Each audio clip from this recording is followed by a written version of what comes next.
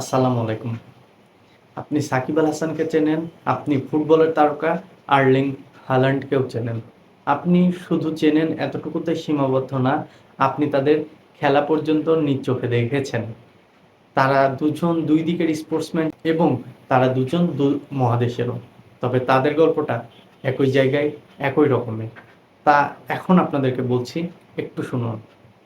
সাকিব আল হাসান ২০০৯ সালে West Indies সফর করেছিলেন এবং সেই সফরে তিনি দুর্দান্ত খেলেছিলেনও।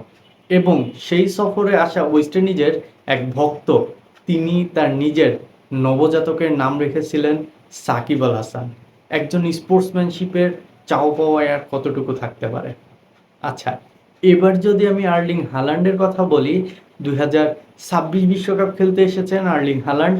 ২৮ বছর পরে তার নরওয়ে বিশ্বকাপে জায়গা পেয়েছে এবং ২৮ বছর আগে তার জন্ম পর্যন্ত হয়নি।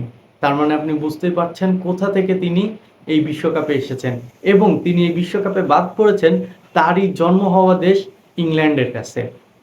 যাই হোক, এসব কিছু একপাশে রেখে এখন আমি যদি আপনার আর্লিং হাল্যান্ডের কাহিনীটা বলি, সেটা হচ্ছে এই ২০২৬ বিশ্বকাপে এসে আর্লিং হাল্যান্ড যা পারফরমেন্স করেছেন, যা দেখিয়েছেন, তা অবিশ্বাস্য। এবং ঠিক এই কারণেই তার ভক্ত সমর্থকেরা পেরুতে ৪৯১ জনের নাম রাখা হয়েছে হাল্যান্ড এবং ৬১ জনের নাম রাখা হয়েছে আর্লিং হাল্যান্ড।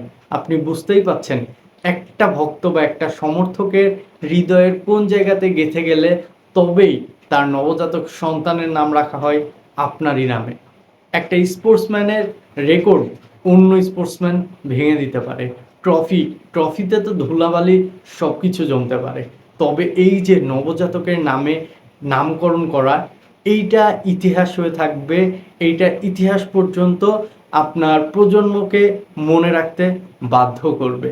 ভাবুন, তাদের গল্পটা একই রকম এবং তাদের গল্পটা হৃদয়ের কোথায় তাদের স্থান নিয়ে নেবে।